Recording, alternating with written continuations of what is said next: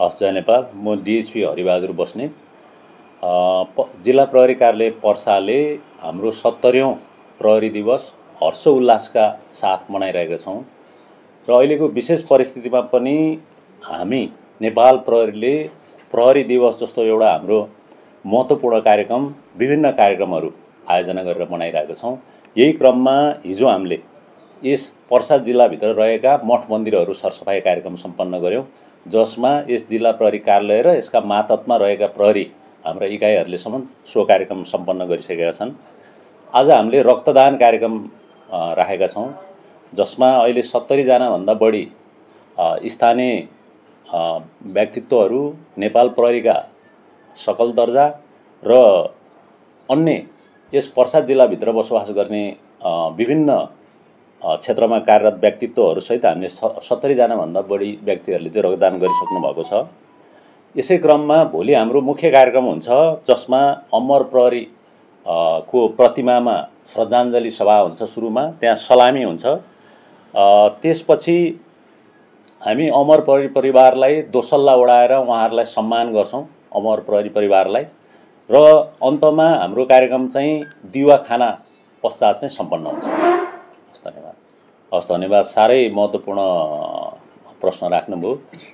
प्रहरीले अहिलेको विषम परिस्थिति पक्कै हो यहाँले भन्नुभएको जस्तो, तर हाम्रो सङ्गठन प्रमुखज्यू, यहाँको कार्यालय प्रमुखज्यू लगायत हाम्रा प्रदेश प्रहरी प्रमुखज्यू लगायत सम्पूर्ण हाम्रो जुन हाम्रो निर्देशन दिनुहुने हाम्रो सरहरूबाट चाहिँ अहिलेको विषम परिस्थितिमा पनि प्रहरीले उच्च मनोबलका साथ काम गर्ने, जनताको सेवामा हरदम हाई मोरल उच्च मनोबलको साथ चाहिँ काम गर्ने भन्ने निर्देशन छ। र प्रहरी त्यसरी अहिले यस परिस्थितिमा पनि मनोबल गिराएर कुनै काममा चुकेको त्यस्तो अवस्था छैन। पर्सा प्रहरीले उच्च मनोबलको साथ काम गरिरहेछ र नागरिकको सेवामा हरदम 24 घण्टा समर्पित छ। हामी कुनै पनि प्रहरीले दिने सेवामा चुक्दैनौँ। हाम्रो काम हामी उच्च मनोबलको साथ सम्पन्न गर्छौँ र गरिरहेको पनि। सुरुमा एउटा के ट्रेन्ड रहेछ भने यहाँ जो मान्छे पीडित मान्छे हो, पीडित मान्छे कहाँ छ थाहा छैन। पीडित मान्छे चाहिँ कहाँ छ थाहा छैन, उसलाई के पीडा पर्या हो त्यो पनि थाहा छैन। जाहेरी र उजुरी लिएर एउटा व्यक्ति आउँछ र उसैले यहाँ प्रहरीसँग सम्पर्क गर्छ, त्यस्तो खालको पनि हामीले देखियो। त्यो राम्रो कुरा होइन।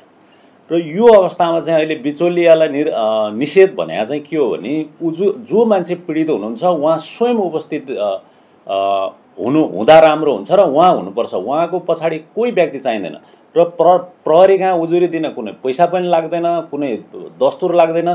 त्यसकारण उहाँ आफै उपस्थित हुन सक्नुहुन्छ र उहाँलाई विभिन्न बिचौलियाहरूले प्रलोभन पारेर पीडितलाई अझ पीडित बनाउने खालको ट्रेन्ड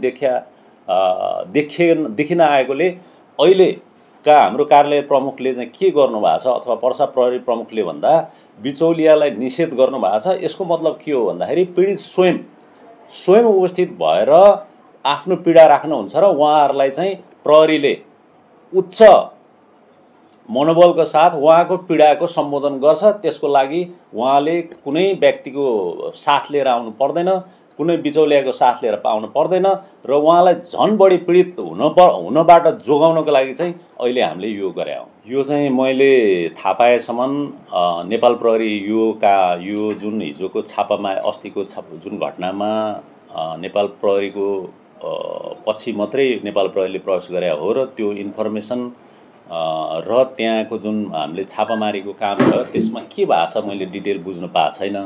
यो विषयमा बुझेपछि मात्रै म जानकारी गराउन सक्छु। अहिले त्यस्तो र यहाँले भने जस्तो त्यो मेलोमतो भन्ने जस्तो चाहिँ हो जस्तो मलाई लाग्दैन। त्यो प्रहरीले गर्दैन र नेपाल प्रहरी पछि प्रवेश गरे हो त्यहाँ। त्यो भएर यसमा कोहीसँग मिलेमतो अब यहाँले सोध्नु भएको जस्तै हो जस्तो मलाई चाहिँ लाग्दैन र मैले विस्तृत बुझ्न बाँकी छ यो विषयमा।